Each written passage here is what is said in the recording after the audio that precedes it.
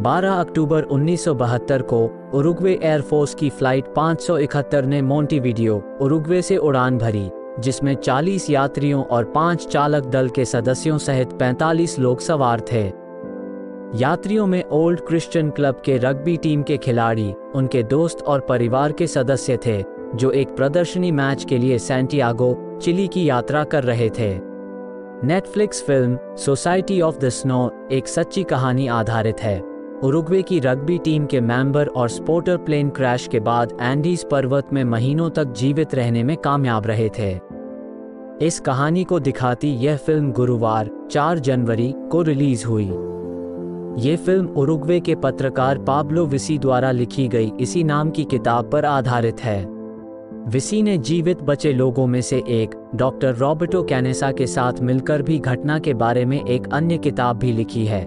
इस किताब का नाम I Had to Survive: How a Plane Crash in the Andes Inspired My Calling to Save Lives है। जानते हैं इस घटना के पीछे की सच्ची।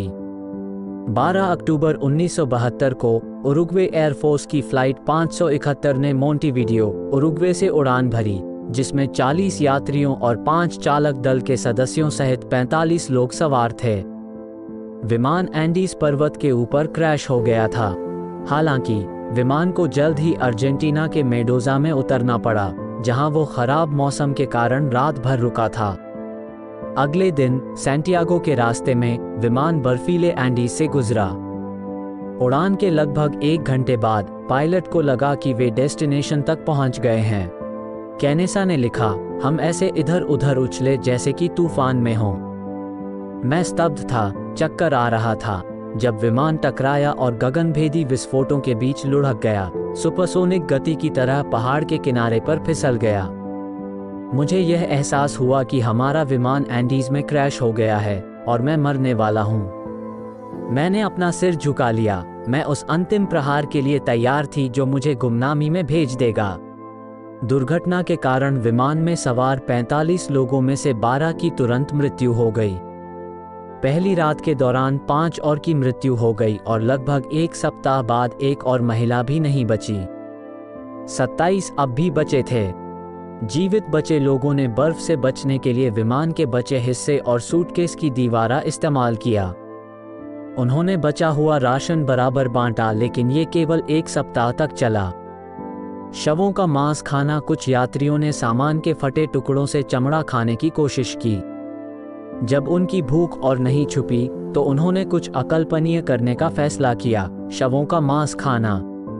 कैनेसा ने लिखा, हम में से 4 ने हाथ में रेजर ब्लेड या कांच का टुकड़ा लेकर सावधानी से उस शरीर से कपड़े काट दिए जिसका चेहरा हम देखना बर्दाश्त नहीं कर सकते थे। हम जमे हुए मांस की पतली पट्टियों को शीट धातु के एक टुकड़े पर एक तरफ रख देते। उन्होंने लिखा, हम में से प्रत्येक ने उसका टुकड़ा तब खाया जब वो दुर्घटना के लगभग 10 दिन बाद हालात और भी बदतर हो गए। जीवित बचे लोग विमान से एक छोटा ट्रांजिस्टर रेडियो निकालने में कामयाब रहे और उन्होंने खबर सुनी कि खोज अभियान बंद कर दिया गया है और उन्हें लगा कि वे सभी मर गए हैं। 29 अक्टूबर को एक और आपदा आई जब लगातार 2 हिमस्खलन विमान के ढांचे से टकराए, जिससे 8 और लोगों की मौत हो गई और बाकी लोग 3 दिनों तक अंदर फंसे रहे। बर्फ के नीचे से निकलने के बाद यात्रियों ने मदद खोजने का फैसला किया। अगले सप्ताह ट्रेनिंग, मौसम के बेहतर होने की प्रतीक्षा करने और सिल्कर कुशन से स्लीपिंग बैग जैसे जरूरी उपकरण बनाने में व्यतीत हुए। 61वें दिन कैनेसा और 2 अन्य ने विमान का ढांचा छोड़ दिया और 13 यात्री पीछे रह गए। मरने से पहले पायलट ने जीवित बचे लोगों को बताया कि वे चिली के पास एंडीज के पश्चिमी भाग में मौजूद हैं। 10 दिनों की कष्टदायक यात्रा के बाद दोनों लोगों को एक नदी के विपरीत किनारे पर एक शिविर स्थल मिला। वे सर्जियो कैटलन नाम के एक व्यक्ति से मिले। अगले दिन कैटलन ने अधिकारियों को सचेत किया कि अभी भी जीवित बचे लोग हैं और उन्हें बचाया जाना जरूरी है। सेना 22 दिसंबर को दुर्घटना स्थल पर पहुंची, लेकिन खराब मौसम के कारण मौके पर मौजूद 14 यात्रियों में से केवल 6 को एयरलिफ्ट कर पाई। उनमें से बाकी को अगले दिन, दुर्घटना के बाद 72वें दिन एयरलिफ्ट किया गया।